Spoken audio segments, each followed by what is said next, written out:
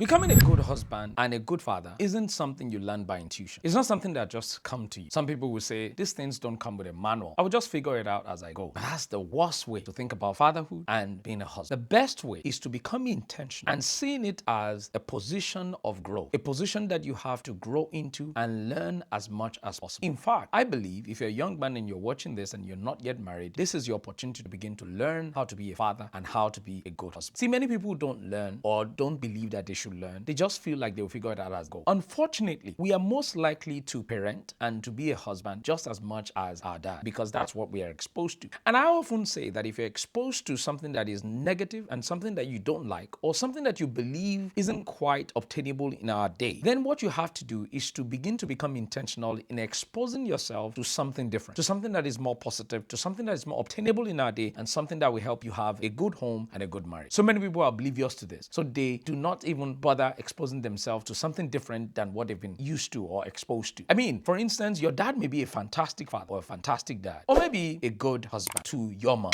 But hey, you did not marry your mom. You married a completely different woman that is not your mom. And guess what? She may not like what your dad did to your mom. So for you to imagine that I'm just going to parent or I'm going to be a husband the way my dad did it and it will be successful, it'll be amazing, is very, very wrong. What is intentional that you have to then do is begin to expose yourself to the things that will work in your. See, I used to have this mindset, well, because my mom she has a temperament or personality that, never argues with my dad, never say a word or two back to whatever my dad says. And I watched all of that growing up and I imagined to myself that, I will marry a woman like my mom. As much as I tried, I married a completely different woman with a different personality than my mom. And it took a growth mindset to get to where we are today to be having a good marriage. Because I remember in the initial years of our marriage, I was shocked that she was not like my mom.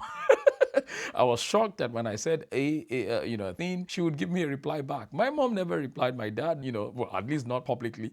So my mindset about marriage, my mindset about women was flawed. And if I had not developed a growth mindset to change what I was exposed to, then I could probably use my own hands to ruin my marriage. Just the same way many men are using their own hands to ruin their marriage. See, men, like you always hear me say to you, you are a leader. And one important thing about being a leader is you cannot afford to have a fixed. You cannot afford to have a mindset that believes that what you know is all you know and is the best. No, you've got to expose your mind and your heart to new information that would help you grow, especially positive and godly ones. And that's why I believe very strongly that God provides mentorship, particularly for us men, mentorship and accountability to help us be better. So let's assume that your dad wasn't a bad dad and he did everything right, that worked in his own marriage and worked, for him, with you as a great husband. I want to suggest that you also expose yourself to other men in our generation who are doing marriage the way you would also love. So let's say, for instance, your dad was never really a PDA person, like my own case. My dad was not a PDA. My dad wouldn't hold my mom's hand in public or kiss her in public or hug her in public or just hold her in public. I've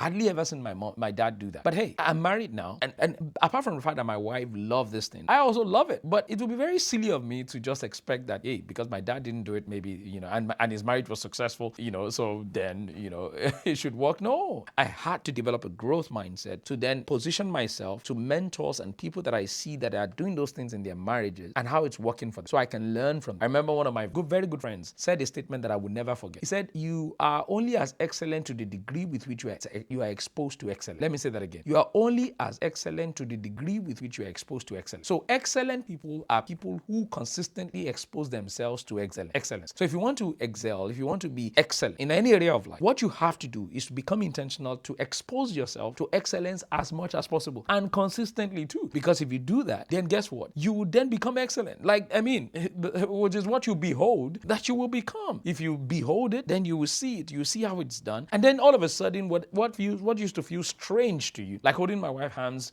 might feel strange to me initially at the beginning of our marriage. But guess what? Over time, after exposing myself to mentors and other people who did that and enjoy doing that, it started to feel normal. And now it's even felt like a lot normal. My wife and I were at an event, was it last week now? There about some time ago recently, and it was a party. We were celebrating the Nigerian independence, and I didn't see anybody dancing with their wives or anything, but it just felt normal. I wasn't showing off. That was just me, because over time I'd grown to love a PDA with my wife. I don't even see it as doing anything special. It's just our norm. It's normal, Whereas maybe 10 years ago that would have been very strange.